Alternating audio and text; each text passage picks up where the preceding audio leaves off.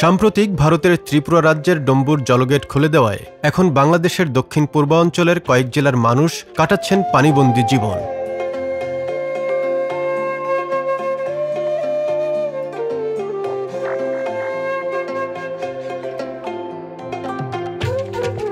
বর্তমানে বানভাসী মানুষের পাশে দাঁড়াচ্ছেন দেশের সব শ্রেণী পেশার মানুষ, নানা সংগঠন, বিশ্ববিদ্যালয়ের তরুণ ছাত্র সমাজ।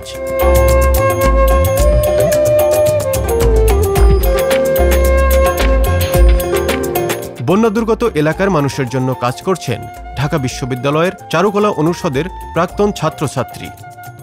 বাচ্চাদের কাপড় চোপড়, বাচ্চাদের খাদ্যদ্রব্য, তারপরে স্যানিটারি প্যাড থেকে শুরু করে শুকনা খাবার যাওয়ার ঔষধ যা আছে, যা এই মুহূর্তে দরকার মানুষের, সব কিছুই কালেক্ট করছি, পাশাপাশি অর্থ সংগ্রহ করে সেগুলো কিনতেছি। খাগড়াছড়িতে কিন্তু অবস্থা খুবই খারাপ, কিন্তু এই মুহূর্তে আমাদের জানা মতে কোনো টিম সেখানে পৌঁছাইতে পারতেছেন না। দ্বিতীয়ত হচ্ছে কুমিল্লা, নোয়াখালী, ফেনী এই দিককার যে একদম রুরালের, আমরা সচরাচর খুঁজতেছি কোন এরিয়াগুলোতে এখনও পর্যন্ত লোকজন কিছু পায় নাই, এবং ওই এরিয়াতে আমাদের যেহেতু চারুকলা একটা বিশাল পরিবার, সারা বাংলাদেশের চারুকলায় আমাদের কারা আছে লোকাল ওইখানে আছে, তাদের সঙ্গে যোগাযোগ করে ওই জায়গাগুলোকে রিচ করার।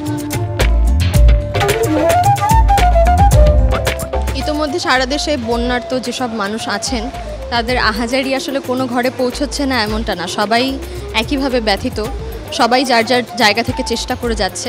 যেসব রেস্কিউ টিমরা যাচ্ছে আমরা মনে করি একমাত্র প্রফেশনাল যারা তারা ছাড়া আসলে এখন রেস্কিউ করতে যাওয়াটা খুবই রিস্কি।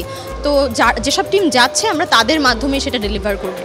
হতে পারে সেটা সেনাবাহিনী, বিমান বাহিনী বা নৌবাহিনীর কেউ, বা হতে পারে যেসব রেস্কিউ টিমরা যাচ্ছে, অথবা আমরাই যদি পারি তাহলে আমরা সশরীরে গিয়েই সেটা ডেলিভার করার চেষ্টা করব।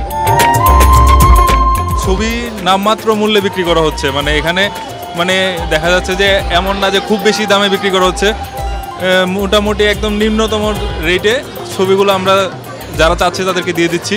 তো ওইখান থেকে হচ্ছে যে এই টাকাগুলো দিয়ে আমরা হচ্ছে যে ফান্ডের একসাথে করে তারপর ওইটা ফেনীতে বা নোয়াখালীর দিকে হচ্ছে যে আমরা ট্রান্সফার করবো আর কি। দুদেশেরই উচিত আন্তর্জাতিক নদী আইন মেনে চলা।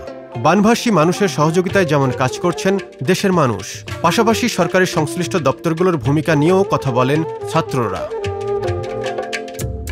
আন্তর্দেশীয় যে নদীগুলা, যেটাকে আমরা ট্রান্সবাউন্ডারি রিভার বলি, সেইটার নীতিমালা প্রণয়ন করা, সেগুলোর বাস্তবায়ন করা একটা ইন্টারন্যাশনাল ওয়াটার ল আছে।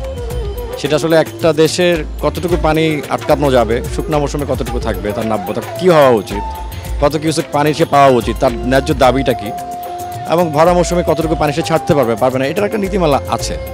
কিন্তু কোনো একটা অদ্ভুত কারণে আমাদের এই দেশে নীতিমালাটা আমরা আসলে কখনোই বাস্তবায়ন করতে পারি নাই, বা আমাদের করতে দেওয়া হয় নাই। পাশের দেশ তার স্বার্থ সংশ্লিষ্ট ব্যাপারে অনেক কিছু করবে, আমার জনগণ, আমার রাষ্ট্র, আমার ব্যবস্থা সেটা নিয়ে সোচ্চার কিনা, আমার জনগণ আদতে জানে কিনা যে আসলে আমি কতটুকু পানি পাওয়ার অধিকার রাখি। আমাদের জনগণকে সেটা ব্যাপারে শিক্ষিত আমরা করতে পারি নাই, করা হয়ে ওঠে নাই। আমরা কখনোই পলিটিক্যালি কারেক্ট না, কনসাস না। এখনকার জেনারেশন অনেক বেশি এই ব্যাপারে কনসার্ন, ওরা জানে। অনেকে বলছে এটা একটা রাজনৈতিক বন্যা, অনেকে বলছে প্রাকৃতিক দুর্যোগ। এখন আসলে তদন্ত সাপেক্ষে এটা বলা সম্ভব। একই সঙ্গে কেন এতগুলো বাঁধ খুলে দেওয়া হলো, বা আসলেও কোনো ধরনের তথ্য দেওয়া হয়েছিল কিনা, আমাদেরকে সতর্কতা দেওয়া হয়েছিল কিনা, এটা অবশ্যই একটা প্রশ্নের জায়গা। এই বন্যা আমাদের শিখিয়েছে হাতে হাত মিলিয়ে একসাথে কাজ করতে। গত একদিনে যে পরিমাণ হেল্পিং ম্যাটেরিয়াল কালেক্ট হয়েছে, এটা আসলে আনবিলিভেবল। 15, 20, 30 দিন, 1 মাস ধরে একটা দেশে কোনো রকম সরকারের স্ট্রং জায়গা নেই, প্রশাসন নেই, ট্রাফিক পুলিশ নেই, থানায় লোকজন নেই, এলাকার লোকজন মিলিতভাবে সেখানে দাঁড়িয়ে পাহারা দিচ্ছে, তারা ত্রাণ মোকাবেলা করতেছে, হুইচ ইজ রিয়েলি অ্যামেজিং।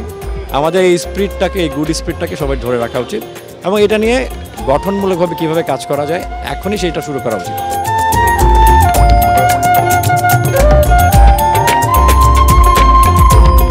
এখন আমাদের উচিত হবে সবাই মিলে বাংলাদেশকে সামনের দিকে এগিয়ে নেওয়া।